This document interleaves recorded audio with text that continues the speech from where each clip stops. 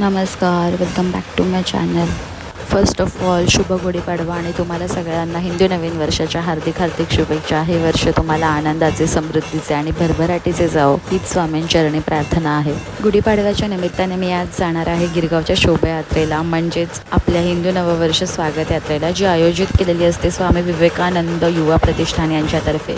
आज इथे सगळेजण एकत्रित मिळून गुढीपाडवा मोठ्या जल्लोषात आणि उत्साहात एकत्रितपणे गिरगावामध्ये साजरा करतात.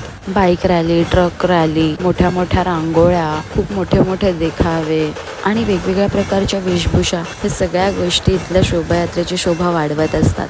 जितकी दूर नजर जाईल तितक्या दूरपर्यंत सगळेजण पारंपरिक वेशामध्ये आपापल्या परीने नटून थटून मस्तपैकी जोमात हा उत्सव साजरा करत असतात. या रॅलीचं अजून एक आकर्षण आहे ते म्हणजे युवा पिढी. लहान मुलांपासून ते कॉलेज स्टुडंट्सपर्यंत आणि कॉलेज स्टुडंटपासून ते जॉब करणाऱ्या युवा जनरेशनपर्यंत सगळे जण इथे आलेले असतात. एकत्रितपणे उत्साहाने जल्लोषाने गुढीपाडवा साजरा करताना तुम्हाला दिसतील. आणि इतकं प्रेम आणि इतकं सांस्कृतिक कार्यक्रम असतात ना तिथे, म्हणजे ढोलताशा पथक वाजले तर काय विचारूच नका. हा सगळ्यांचे पाय थरकायला लागतात. तिथे सगळेजण नाचायला लागतात जेव्हा ढोलताशा वाजायला लागतो.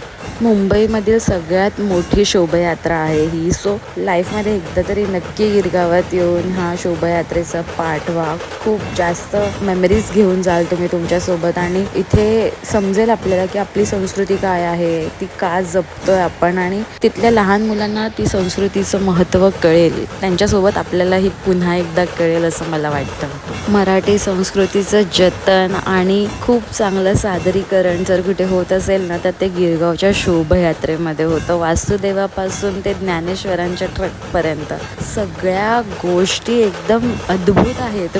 म्हणजे इंटेलिजंट आहेत ते लोक. कितकं जास्त ते युनिक बनवतात ना की आपल्याला असं वाटतं की आपण त्या टायमिंगमध्ये गेलो, ते टाईम मशीनसारखं आपण त्या टाईम झोनमध्ये पोचलो आहे. आपण त्या काळामध्ये इतकं फील होतं आपल्याला ते सगळे नजारे पाहून. बरेचसे मराठी सेलिब्रिटीज, मराठी कलाकारसुद्धा या शोभायात्रेचा पार्ट असतात. सो तुम्ही त्यांनाही भेटू शकता. ही व्हिडिओ थोडं लेट पोस्ट केली आहे कारण मी सुद्धा पाडव्याला गिरगावात होते आणि मला एडिट करायला थोडा कमी वेळ मिळाला. सो मी थोडं लेट पोस्ट करते. बट नो वरीज, तुम्ही प्रत्येक वर्षी गिरगावामध्ये इतक्याच उत्साहाने आणि जल्लोषाने पाडवा साजरा केला जातो. सो तुम्ही नेक्स्ट इयर नक्की ह्या पाडव्याच्या शोभायात्रेचा पार्ट होऊ शकता. तर तुम्ही नक्की जा गुढीपाडव्याला गिरगावामध्ये.